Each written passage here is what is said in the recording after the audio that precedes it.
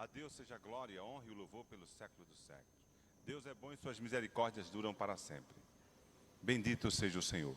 Irmão, nós estamos trabalhando na segunda carta de Pedro. Hoje nós concluímos o primeiro capítulo. E vamos agora começar com o segundo capítulo. Mas eu preciso fazer uma pequena retrospectiva para nós sabermos por que o Pedro escreveu desta forma o segundo capítulo. Capítulo 2, versículo de 1 a 3.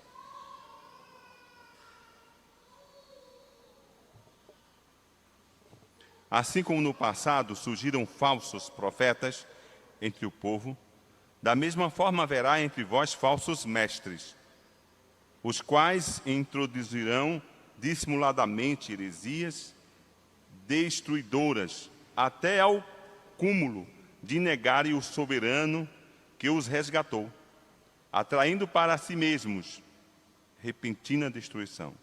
Muitos seguirão seus falsos ensinos e práticas libertinas, e por causa dessas pessoas haverá difamação contra o caminho da verdade.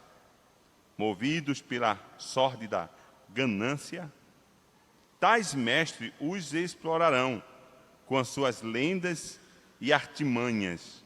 Todavia, a sua condenação, desde há muito tempo, paira sobre eles, e sua destruição já está em processo. Que Deus aplique a sua palavra aos nossos corações. Oremos ao Senhor.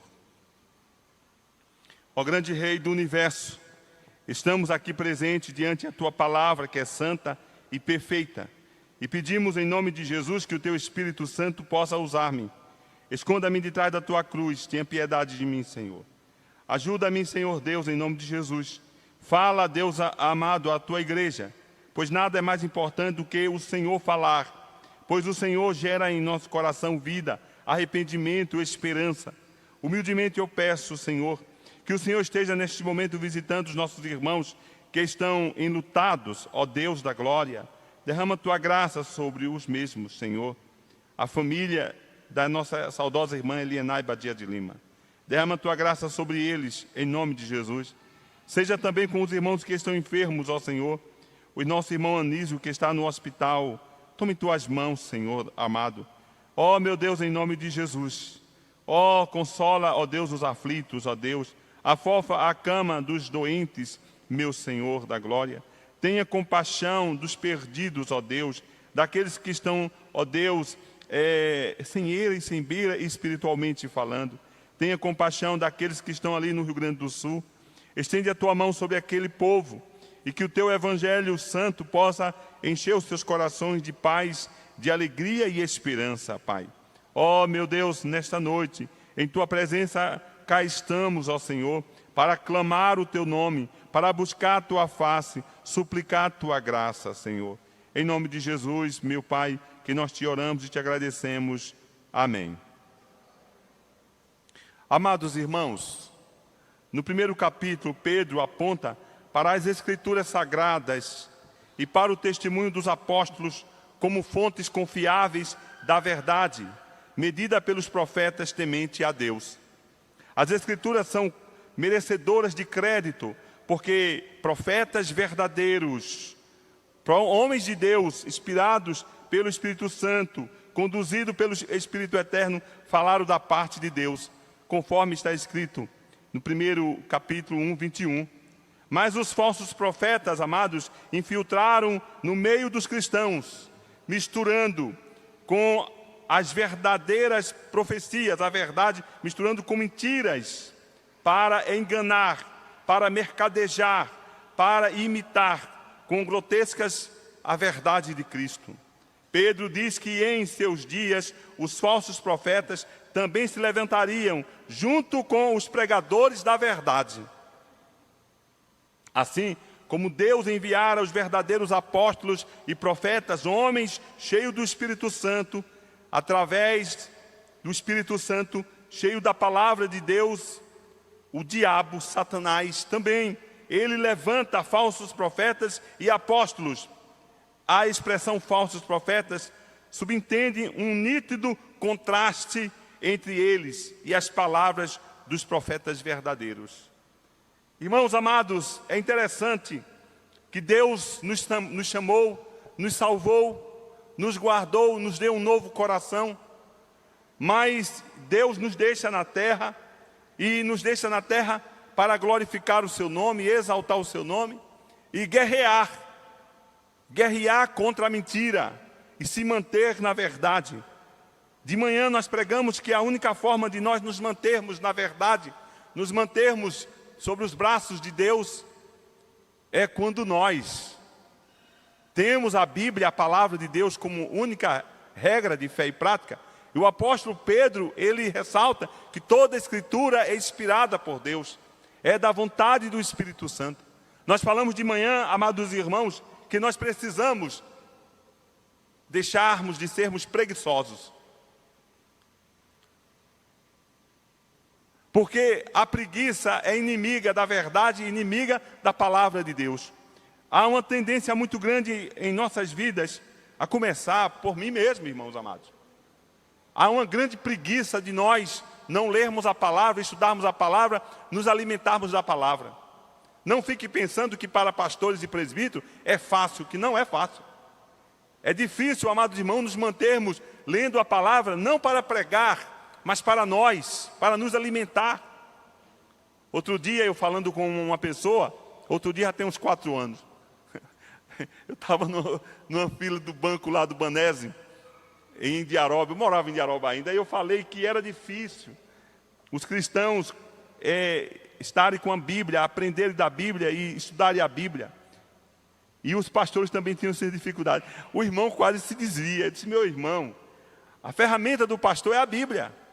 Obviamente, nós buscamos a Bíblia para fazermos sermãos, mas nós aprendemos que nós precisamos nos alimentar. Quando nós fazemos CPO, existe uma aula de capelania, que é para nós fazermos a nossa devoção, a nossa devocional com Deus todos os dias. Os presbíteros, os pastores, os diáconos precisam cultivar isso na vida, não simplesmente pegar a Bíblia para ensinar na escola bíblica dominical, os professores, ou os pastores, pegar a Bíblia para fazer sermão, mas ser também um instrumento de alimento para si mesmo. Deus tem uma palavra para mim, Augusto, não o pastor Augusto, mas Augusto servo, a cada dia. Mas eu preciso ler a santa palavra de Deus. Agora, os irmãos pensam que é fácil? Não é fácil.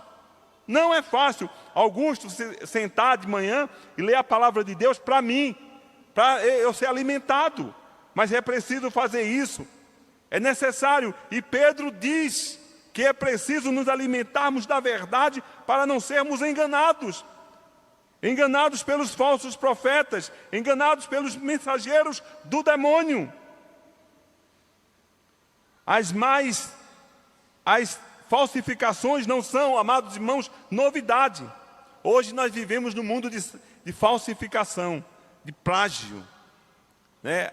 Hoje é um mundo de falsificação. Satanás é o grande imitador. 2 Coríntios capítulo 2, 2 Coríntios capítulo 11, 13 e 15. E vem trabalhando com afinco desde que enganou a nossa mãe Eva, no jardim do Éden. Gênesis capítulo 1, 7. 2 Coríntios capítulo 11, 1 a 4. O inimigo tem cristãos falsos. Jesus disse, Mateus 13, 38 e João 8, 44. Um falso evangelho. Paulo escreveu aos Gálatas que existe um falso evangelho. Gálatas capítulo 1, versículos 6 e 9. E até mesmo uma falsa justiça. Romanos 9, 30 e 10, 4. Um dia o diabo apresentará ao mundo um falso Cristo. Está lá na segunda carta de Paulo aos Tessalonicenses, capítulo 2. Então Deus nos salvou, nos salvou. Deus nos deu o seu Espírito, nos deu. Mas Deus também nos deu capacidade. Deus nos deu habilidade para nós não sermos enganados pelo grande inimigo das nossas almas, que ele não brinca de ser o que ele é. Ele faz, ele trabalha, ele está de olho em cada um de nós. Por isso, amados irmãos, nós precisamos nos munir, sermos imunizados. E a forma de sermos imunizados é pelos meios da graça, ou da graça que Deus nos deu, que é oração, leitura da palavra e os sacramentos. Amados irmãos, há uma grande tendência do nosso mundo, isso já aconteceu no mundo europeu. Eu liguei para um irmão na Escócia, 93% da Escócia é presbiteriana. E eu liguei para ele, um missionário da APMT, e disse: meu irmão, como é que está o irmão? Ele chorando, agradeceu pela ligação que eu fiz e disse assim: Augusto, o culto aqui é de 15 em 15 dias. As pessoas 8, 9 pessoas. As pessoas não gostam da palavra. As pessoas têm a Bíblia como um livro ético, histórico, poético, mas não como a palavra de Deus. E ele chorando disse: ore por nós. Igrejas que estão sendo fechadas. Irmãos amados, a teologia liberal adentrou na Europa e está adentrando em nosso país para destruir a teologia ortodoxa, a teologia reformada. E nós precisamos, irmãos, a cada dia nos guardar, nos munir na palavra de Deus. Então, amados irmãos, Satã, os falsos profetas, os falsos mestres, eles usam de engano para introduzir heresias. Capítulo 2, versículo 1, a parte A. A parte B, eles negam a verdade. Capítulo 2, versículo 1, parte B. Eles são exemplos descarados de libertinagem. Capítulo 2, versículo 2. E eles são o retrato egoísta da ganância. Capítulo 2, versículo 3.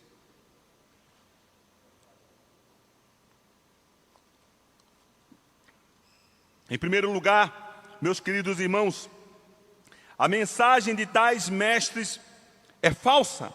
Pedro chama os ensinamentos deles de heresias destruidoras. Versículo 1. Originalmente a palavra heresia significava apenas fazer uma escolha, mas passou a referir-se a uma seita ou partido, promover um espírito partidário dentro da igreja. É uma das obras da carne. Gálatas capítulo 5, versículo 2.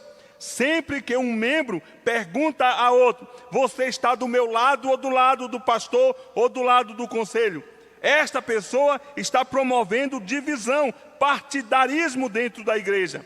E isso, amados irmãos, acontecia dentro da igreja, porque os falsos mestres, eles chegavam de mansinho. Eles chegavam dizendo que eram cristão, parecia com cristão. Os irmãos lembram daquela propaganda de Denorex? Isso aí é para os que têm mais de 50. Denorex. Tem cheiro de remédio, mas não é remédio. Tem cor de remédio, mas não é remédio. Tem frasco de remédio, mas não é remédio. Tem uma propaganda chamada Denorex. Então existem pessoas que têm tudo de cristão, mas não é cristão. E é necessário, amados irmãos, entendermos que isso estava dentro da igreja. Não era fora da igreja. Pedro está escrevendo para a igreja, para que a igreja se guardasse, a igreja tivesse discernimento, para que a igreja não entrasse do falso mestre. Não apenas sua mensagem era falsa, mas também seus métodos eram enganosos. Em vez de declararem abertamente em que criam, entravam na igreja sob falsos pretextos e davam a impressão de ser fiéis, davam a impressão de ser de fato cristãos. Uma introdução literal desse texto deveria ser assim: colocam ao lado secretamente. Não descartam a verdade imediato, antes colocam seus falsos ensinamentos lado a lado com a verdade e dão a impressão de crer. No fundo, mentes. Eles são mentirosos, eles não acreditam na fé cristã, mas um pouco de tempo removem a verdadeira doutrina e deixam em seu lugar a falsa. Os mais idosos sabem quanto essa igreja presbiteriana sofreu nesses longos dias de pastores que passaram por aqui. Pastores que trouxeram problema à igreja durante esses 116 anos, 119 anos, né? Eu me lembro, presbítero Rubens, que uma vez você parou o carro lá em Diário do Seu, você parou o carro e disse: como é que vai acontecer com a nossa igreja? O que é que está acontecendo de falsos ensinamentos? Nós já sofremos, irmãos amados. Mas pela graça de Deus, Deus tem levantado pessoas de oração, pessoas resilientes, pessoas que acreditam naquilo que nós temos pregado há centenas de anos. E Deus tem dado, Deus tem soprado o seu Espírito. De vez em quando, amados irmãos, essa igreja fica vazia. Não sei se os irmãos sabem disso. Eu tenho 34 anos nessa igreja. Umas 5 ou 6 vezes essa igreja fica vazia. Deus sopra um vento e de repente muitos vão embora. Eu não sei se Ele está prestes a soprar esse vento ou não, mas de vez em quando isso acontece, porque Deus é que trabalha com a igreja e Deus atende a oração do seu povo. Essa igreja algumas vezes por pouco não foi fechada, por pessoas que aqui estavam e pessoas choravam de joelhos sem poder nada fazer a não ser orar, e no final Deus dá a vitória. Então é nesta arena, é neste ponto que Deus nos coloca em batalha pela verdade, amados irmãos.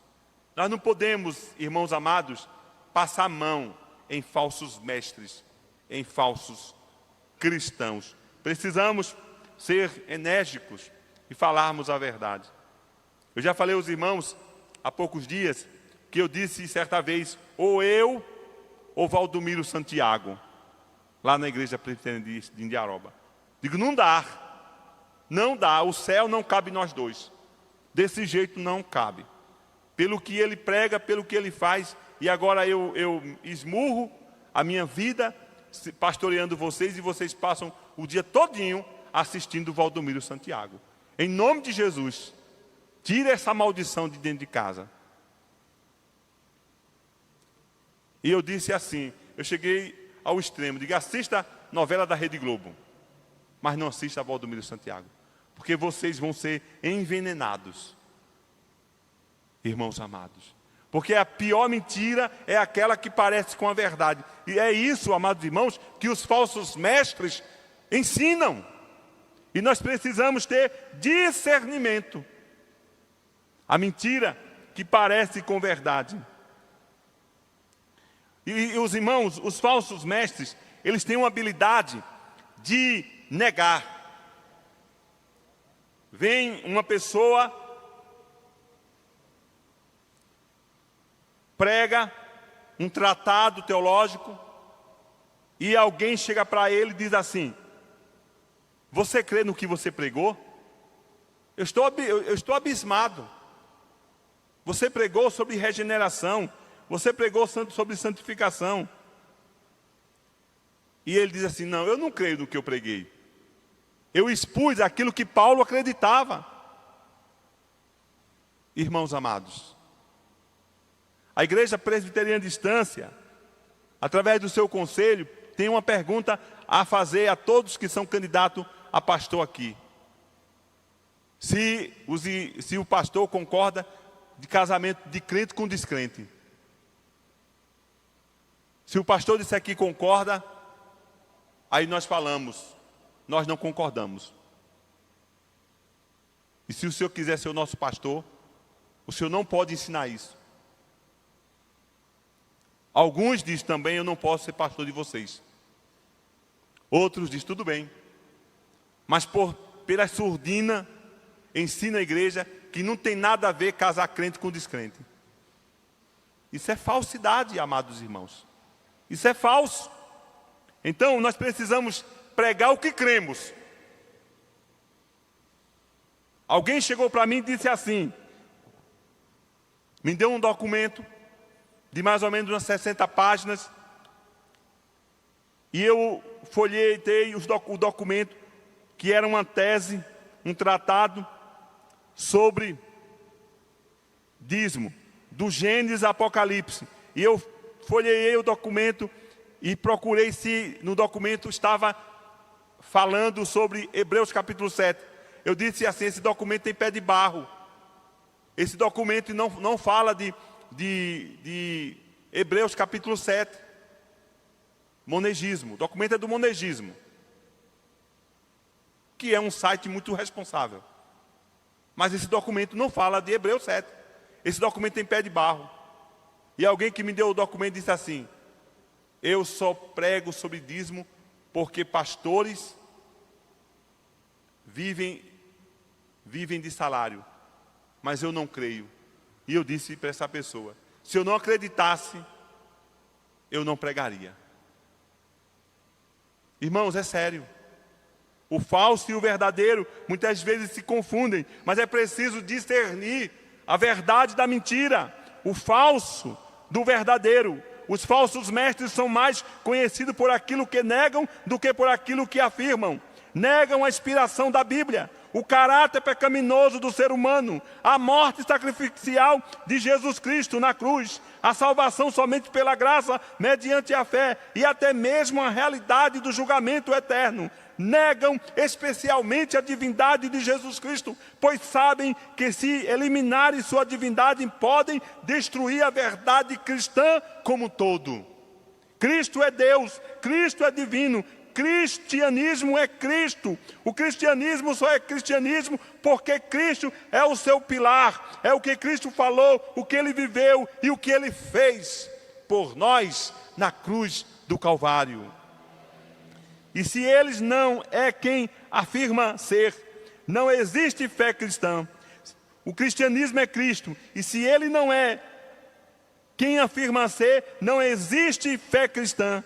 É importante, amados irmãos, deixar claro que esses falsos mestres não eram salvos. São comparados a cães e porcos, não são ovelhas. Segundo Pedro 2:22. Judas descreve essas mesmas pessoas. Em Judas 19 afirma claramente que não tem o Espírito de Deus. O falso mestre não tem o Espírito de Deus. A Bíblia é categórica, nós não vamos sair brigando ou chamando os falsos mestres ou perguntando quem são os falsos mestres, mas nós precisamos ter discernimento de saber o que é falso e o que é verdadeiro. Se o indivíduo não tem o Espírito de Deus dentro de si mesmo, não é filho de Deus. Romanos 8:9. Pode fingir que é salvo e até se tornar membro ou líder de uma igreja conservadora, mas um dia acabará negando ao Senhor. Mais cedo ou mais tarde, o falso mestre, ele se expõe.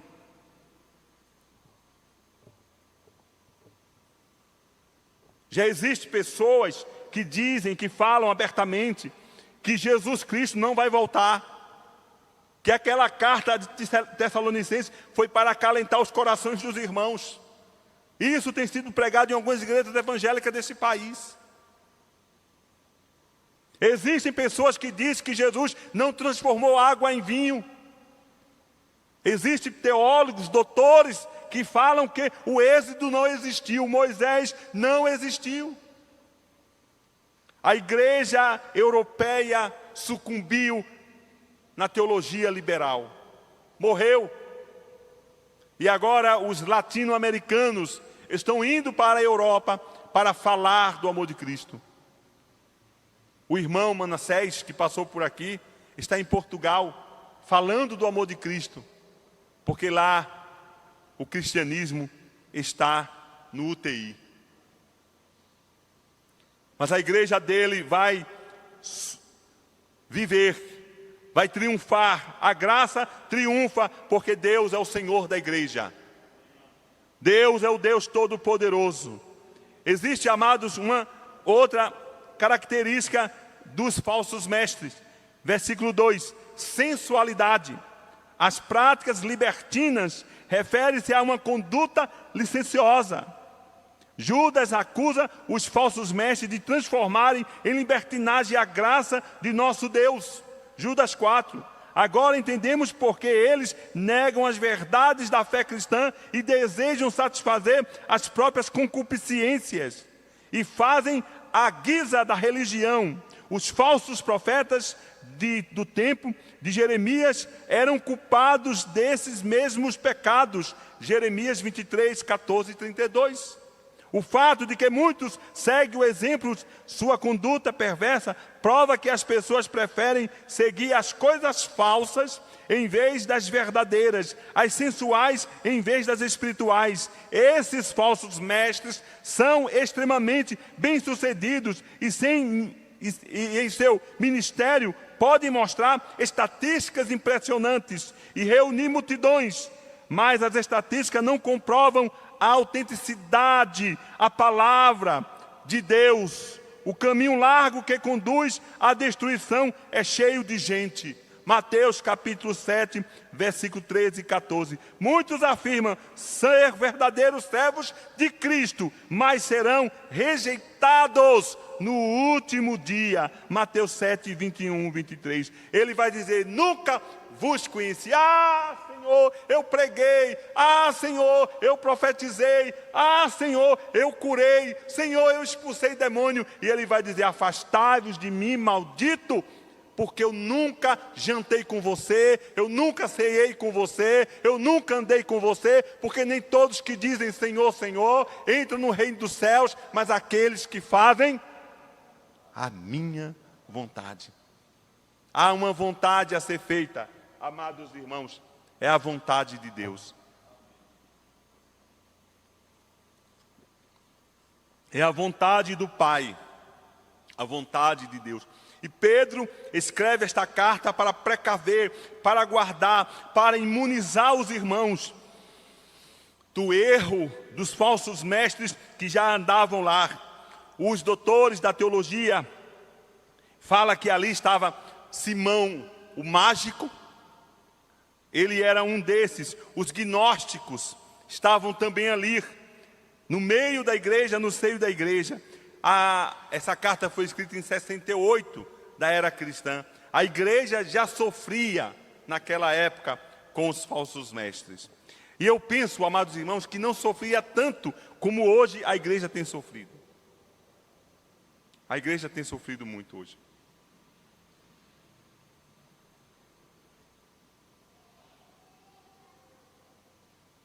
É tão difícil, amados irmãos. É muito difícil para nós, se nós não estudarmos a Bíblia, é muito difícil para nós discernirmos o falso do verdadeiro. Amados irmãos, é somente a graça de Deus. É difícil demais, amados irmãos. Veja que o perigo da cristandade não é simplesmente se colocar igreja do diabo. Ninguém vai lá. Ninguém vai logo do diabo. Mas é uma outra coisa. Porque qual é a intuição do diabo? Qual é o trabalho do diabo? A questão do diabo, irmãos amados, é destruir a igreja do Senhor. O mundo jaz no maligno. Só existem dois lados: a igreja e o mundo. O mundo jaz no maligno. O diabo não quer que as pessoas venham para a verdade. Ele prende as pessoas na mentira. Ele algema as pessoas. A igreja vai e resgata essas pessoas. Então o diabo não quer que a igreja trabalhe, que a igreja resgate as pessoas, que a igreja busque as pessoas, que a igreja evangelize as pessoas, que a igreja pregue o santo evangelho para a liberdade, porque a Bíblia diz que conhecereis a verdade e a verdade vos libertará. Se pois o Filho vos libertar, verdadeiramente sois livres, e a única forma dos homens serem livres é ouvindo a palavra de Deus. Então o diabo não quer que você pregue, o diabo não quer que você fale de Jesus, o diabo não quer que você testemunhe, o diabo não quer que você ore, o diabo não quer que a igreja se dobre diante do Senhor. Logo ele vem para nos destruir. E ele nos destrói com meia verdade e meia mentira. O que acontece, amados irmãos, com os seus seguidores? com os seguidores. Em primeiro lugar, envergonha o nome de Cristo. Está no texto. Envergonha o nome de Cristo. A reputação da fé cristã sofre por causa da vida impura desses indivíduos.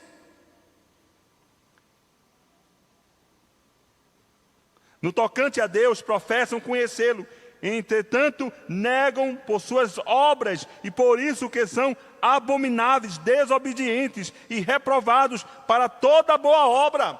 Tito, capítulo 1, 16. O nome de Deus é blasfemado entre os gentios por vossa causa. Romanos 2, 24. Poucas coisas atrapalham tanto a causa de Cristo quanto a péssima reputação dos que se dizem cristãos e que são membros de igrejas conservadoras. O cara é membro de uma igreja conservadora. Porque a igreja conservadora, uma igreja batista, uma igreja presbiteriana, uma igreja Assembleia de Deus e outras mais, são igrejas conservadoras. Mas se tal pessoa, tal membro, tal cristão não tem uma vida pautada nas Sagradas Escrituras, essa pessoa é pedra de tropeço para a igreja. É pedra de tropeço para a igreja. Agora acabou mais, graças a Deus. Nós teve um tempo aí, uma moda de ex. Era ex-macumbeiro, ex-bruxo, ex-isso, ex-aquilo, ex. A televisão mostrava muitos ex, porque ex fazia muito sucesso o ex, né? Aí vem o ex-bruxo, pronto, aí todo mundo quer ouvir o ex-bruxo. Aí vem o ex, sei lá o quê. Aí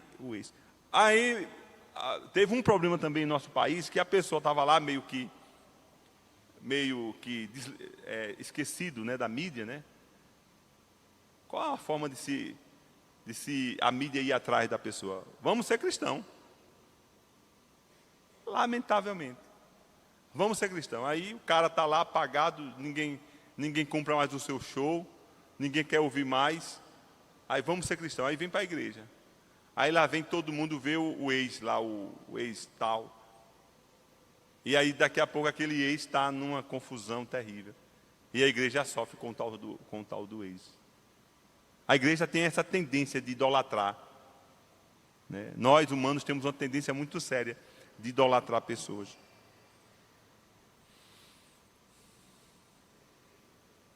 Uma vez veio um cantor evangélico aqui para a Estância, isso já tem mais de 20 anos. Aí eu ia entrando aqui na igreja, aí o crente falou assim: por que você não fecha essa igreja agora, hoje à noite? Vocês não fecham essa igreja. E vai lá, porque vai ter um cantor evangélico. Vai lá, tem um cantor. Domingo de noite, eu digo: se respeite, rapaz. Procure o seu lugar. Sério.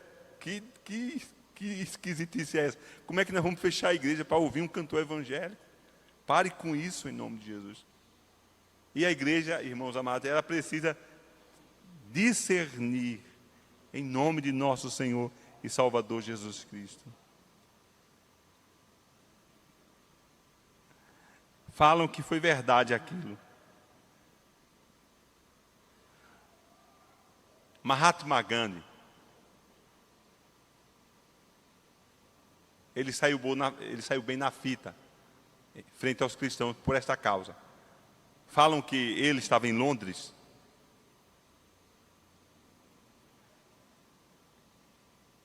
estudando direito, e alguém entrou no ônibus, lá num vagão, e disse: desça, levante-se, negro. Ele disse: rapaz, eu paguei a minha passagem. Por que você fala assim? E o cara estava com a Bíblia debaixo do braço. E aí o cara repetiu: desça, negro. Ele: rapaz, eu paguei a minha passagem. Eu sou estudante de direito. Na Índia, os britânicos, que eram os senhores da Índia, com a Bíblia debaixo do braço, mataram muitos hindus. E ele soltou essa: eu creio no Cristo que você prega, mas não aceito o cristianismo que você vive. Ele saiu boa na fita nessa, né? O nosso cristianismo, muitas vezes, é um cristianismo pagão. É um cristianismo que atrapalha.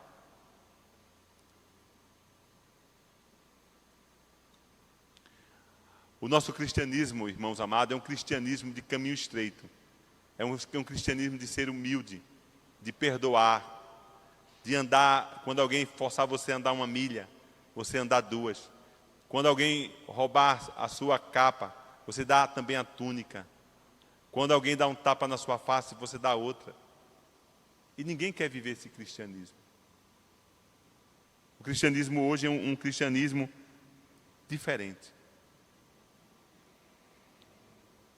A outra característica, amados irmãos, dos falsos mestres é a avareza. Os falsos mestres estão interessados em uma coisa só: ganhar dinheiro.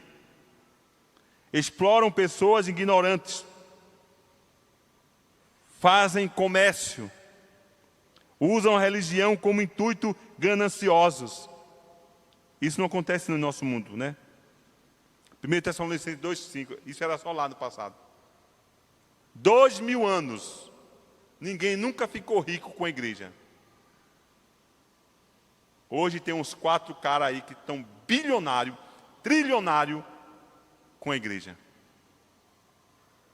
A prosperidade é só para eles. O dinheiro é só para eles. Pessoas que ficam maquinando. Irmãos, é tão absurdo que eu fico pensando, meu Deus, será que é verdade? Maquinando como arrancar dinheiro das ovelhas. E nós muitas vezes não temos coragem de dizer que são falsos profetas, porque eles estão falando o nome de Cristo. Pessoas que têm televisão e são bilionários, têm uma igreja de televisão e contratam uma pessoa para dizer, eu fui curado disso. Aí contrata aquela mesma pessoa em outro dia, mas eu fui curado do nariz. Aí em outro dia fui curado da perna, em outro dia a mesma pessoa foi curado da cegueira, em outro dia aquela pessoa foi curada do estômago, em outro dia aquela pessoa foi curada de uma dor nas costas, em outro dia a pessoa foi curada da mão. Rapaz, só aquela mesma pessoa, ela era uma fonte de doença, só uma pessoa. E o dinheiro entrando. E o que me dá tristeza é que a gente chega na casa de muitos crentes, está lá o cara assistindo, o cristão presbiteriano. Isso é uma vergonha. Desgraça. Aí o pobre do pastor, do conselho, luta, ensinando a palavra de Deus, e ninguém dá conta. E ninguém não está nem aí. Avareza, irmãos, dinheiro. Irmãos, nesse país, dinheiro, comércio, a religião é comércio. Eu fico envergonhado quando eu vou no bairro Cidade Nova. Aquilo é uma vergonha. Em cada esquina, uma igreja evangélica, alguém fala que é missões, coisa nenhuma. Alguém diz assim, é melhor uma igreja do que bar. Eu prefiro que seja só bar. Bar em cada esquina. Bar em cada esquina, não tem problema. É melhor bar do que igrejas, porque é uma vergonha. Todo mundo sabe que é dinheiro. Que os bares fiquem vazios e que as pessoas vão para as igrejas. Mas em cada esquina uma igreja, em cada esquina uma igreja. Alguém fala que é melhor uma igreja do que bar. Ganância, dinheiro, comércio, pelo amor de Deus. É triste, irmãos amados. A cada dia nesse país se inaugura uma igreja. É fonte de renda, amados. Não tem nada para dar mais lucro do que a igreja.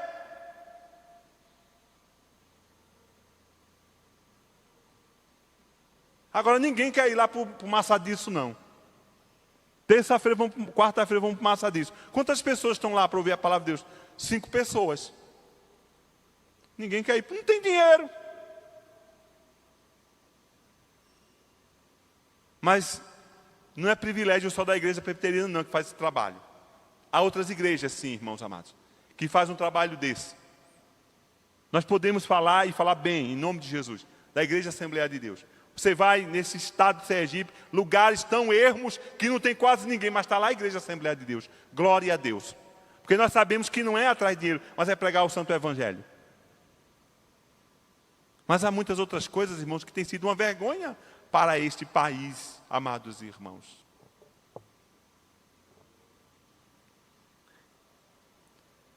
Tanto Jesus quanto os apóstolos eram pobres, no entanto, se dedicaram a ministrar a outros. Esses falsos mestres são homens ricos que usam da astúcia para que outros lhe ministrem. Miqueias descreve os falsos profetas do seu tempo. Os seus cabeças dão sentenças por suborno. Os seus sacerdotes ensinam por interesse e os seus profetas adivinham por dinheiro. Miqueias 3:11. Sem dúvida, o trabalhador é digno do seu salário, conforme Lucas capítulo 10, versículo 7. Mas a motivação do ministério não deve ir muito além do interesse financeiro. Costuma-se dizer que a imoralidade, o amor ao dinheiro e o orgulho são a causa da ruína de muitos. Esses falsos mestres eram culpados dessas três coisas.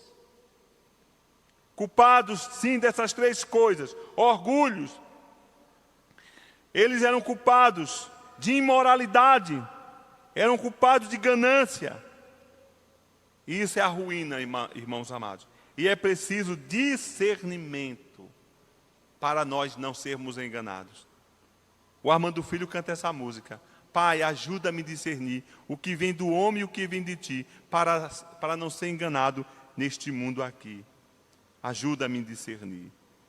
Usavam palavras jactanciosas, e a palavra lá é plástico, que é uma palavra que é astúcia, palavra jactanciosa, palavra que fascina, bem como palavras de vaidade, 2 Pedro 2,18, para fascinar e influenciar suas vítimas. Lisonjeavam os pecadores, lhe diziam que aquilo que os faz sentir bem e que desejam ouvir. Vê 1 Tessalonicenses 2,5. Multiplicavam a coceira nos ouvidos dos que rejeitam a verdade da Bíblia. E procuravam fábulas, 2 Timóteo 4, de 1 a 4. A religião pode ser um instrumento poderoso de exploração dos mais fracos. E esses falsos mestres aproveitam-se ao máximo desse instrumento. Não eram ministros, mas sim mercadores. Amados irmãos, infelizmente a religião faz isso. Martim Lutero, ele tinha um sonho, mas antes de Martim Lutero, mais de 200 anos, John Wycliffe, ministro inglês que traduziu a Bíblia para a língua inglesa. Tudo o que ele queria era que a Bíblia chegasse à mão do homem mais simples. Ele queria que os homens, que a linguagem da Bíblia fosse uma linguagem popular. E ele brigou com a igreja. 200 anos antes de Lutero, ele brigou com o clero, dizendo: o texto sagrado foi escrito na linguagem do povo, no grego koiner, no grego vulgar. Deus se comunicou não para os clérigos, não para os poderosos, não para os ricos. O grego que a Bíblia foi escrita foi o koiner, foi o grego vulgar, o grego da população, para que a população entendesse. Aí foi traduzido para o latim. A igreja de Roma, ela guardou e ficou no latim. Então as línguas, os vernáculos, não tinham a palavra. Até que alguém disse: não, tem que o povo entender a palavra. O problema, amados irmãos, é que hoje nós temos a palavra, só que nós não gostamos de estudar a palavra. Nós não gastamos tempo com a palavra. A palavra é um empecilho em nossa vida. Tem pessoas que perdem anéis, pessoas que perdem óculos na Bíblia. A Bíblia é algo que está lá, cheia de poeira, amarelada no Salmo 23, no Salmo 91. Mas se nós quisermos nos guardarmos de nós mesmos, da nossa má consciência e de tudo que vem de externo, nós precisamos nos voltarmos à Sagrada Escritura. Não há outro caminho. O verdadeiro ministro de Jesus Cristo não tem coisa alguma a esconder. Sua vida e seu ministério são um livro aberto. Ele prega a verdade em amor e não distorce as Escrituras para colaborar suas ideias egoístas. Às vezes a Bíblia fala coisas que entristecem a nossa alma, mas nós não temos para onde correr. Nós temos que falar o que está escrito. Nós não vamos, amados irmãos, pregar uma coisa para agradar o coração dos irmãos, para satisfazer o coração dos irmãos, para que os irmãos saiam bem daqui. Não, nós temos que pregar a palavra de Deus, a verdade. É ela que liberta, é ela que é ela que faz a cirurgia em nossos corações. Deixa com Deus. Pecado é pecado. E ponto final. Nós não podemos maquiar. Nós não podemos guardar isso. Nós temos que falar a palavra de Deus. Nós temos que sermos verdadeiros, sem astúcia. Porque, amados irmãos, eu, como pastor, eu tenho muito a prestar conta diante de Deus. E ai de mim, Paulo diz isso. Ai de nós, se não vivermos a verdade e pregarmos a verdade. Meu Deus do céu. Ai de nós. Nós não somos melhores do que ninguém. Não somos melhores do que o crente que se converteu hoje. Somos filhos do mesmo Pai. Temos mesmo o Espírito de Deus. Mas cabe àqueles que são mais velhos ensinar a palavra de Deus do jeito que ela é. Semana eu estava evangelizando e alguém chegou para mim e disse assim: você acha que é justo você viver 30 anos, 20 anos, e você vai para o inferno, passar a eternidade? Você não acha que é desproporcional, não?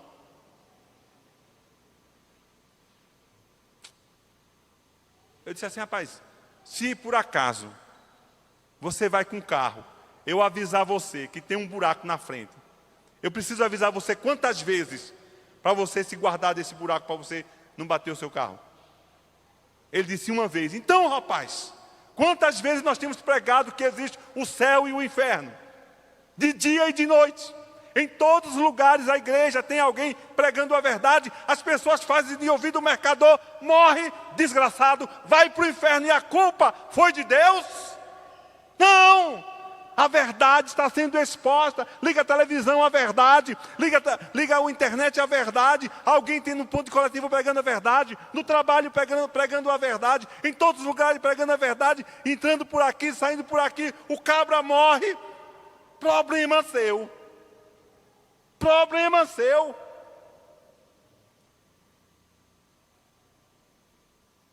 Então, amados irmãos, esses falsos mestres fazem essas perguntas para nos colocarmos contra o próprio Deus. A verdade está sendo pregada. Os homens aqui não querem a verdade. Os homens não querem saber da verdade. E a morte olhando para eles, ou melhor, para nós. A qualquer hora dessa Deus nos chama. E o que nos garante? O que nos garante é unicamente, simplesmente uma coisa: é termos entregado a nossa vida a Jesus, é termos confessado Jesus como nosso Senhor e Salvador, é termos nos convertido ao Senhor, porque nada vai nos guardar a não ser isso. Não vale eu ser filho de pastor, não vale eu ser neto de presbiteriano, bisneto de presbiteriano, não vale eu ter nascido na igreja presbiteriana, não vale eu ser batizado quando criança. O que vale é ter feito aliança com Deus, entregar a minha vida a Jesus Cristo, viver para Ele, preparado para que quando Ele me chamar eu esteja pronto. Essa verdade tem sido pregada dioturnamente. Pessoas têm saído dos seus lugares para locais longe demais para falar dessa verdade. Passar por aflições e até mesmo morrer sem nunca mais ver sua família, unicamente para pregar a santa verdade de Deus. E as pessoas não querem saber da verdade, morre e vai para o inferno. E quer culpar? Se culpe você. Aquele cabra disse: ah, Senhor. Num instantinho ele soube chamar o nome do rapaz, Lázaro. Ele lembrou o nome de Lázaro. Senhor Lázaro. Esteve, Senhor, mande Lázaro botar um pinguinho da água aqui na minha boca, Senhor. Senhor, eu tenho 5 irmãos. Lembrou logo, eu tenho 5 irmãos, Senhor. Eu preciso voltar lá para pregar a palavra. Ele sabia da palavra? Não. Lá tem uns doidos chamados Augusto. E lá tem a Bíblia, que eles ouçam. Está fechado. E agora, José? A festa acabou. E agora, José? E agora? Sem Jesus Cristo. Ele pode ser um bom pregador, ele pode arrastar pessoas, ele pode falar de Jesus, enganar, mas ele vai ter que se encontrar com Deus, assim o texto sagrado nos diz. E o que nos resta, amados irmãos, é fazermos uma análise de quem somos diante dele. O quem eu sou diante dele. Eu sou servo. Eu não estou me enganando ou fui enganado. Quem eu sou diante dele? Eu sou cristão mesmo. Eu sou filho dele, eu sou servo dele.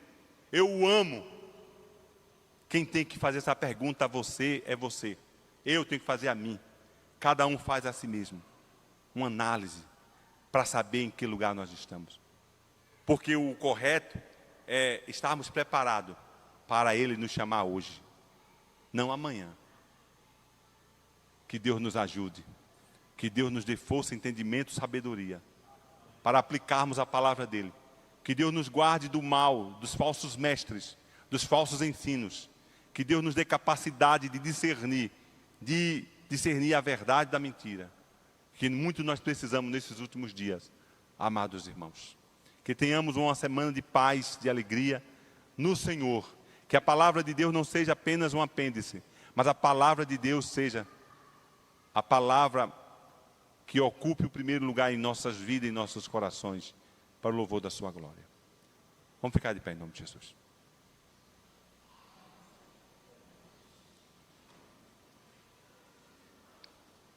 Senhor, eu quero te agradecer, porque o Senhor é o nosso Deus, a nossa força e o nosso socorro bem presente nas tribulações.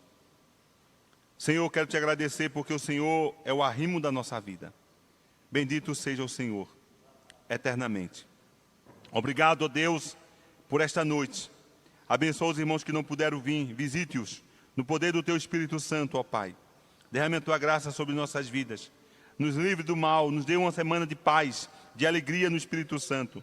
Encha-nos, ó Deus, com as Tuas virtudes, ó Senhor. Nos guarda de nós mesmos, da carne, da índole adâmica que habita em nós. Tenha misericórdia, Senhor. Tenha piedade, Senhor. Não nos trate segundo o que merecemos, mas trate-nos segundo a Tua graça eterna. Em nome de nosso Senhor e Salvador Jesus Cristo, que nós te oramos e te agradecemos.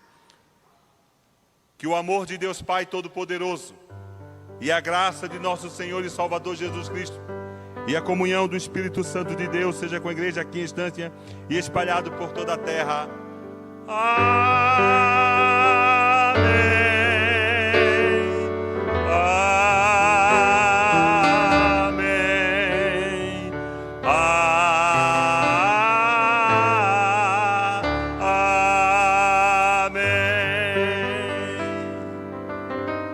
Orar silenciosamente em nome de Jesus.